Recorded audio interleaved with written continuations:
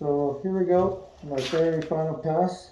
Again, I'm going overhanging, so I want some pressure contact. This is the second time we're hitting the very edge, so we're just feathering everything in. And as for taking off any wood, this time we're just going to skim that part, so everything's going to be sanded nice and even, so our stain takes even. So here we go.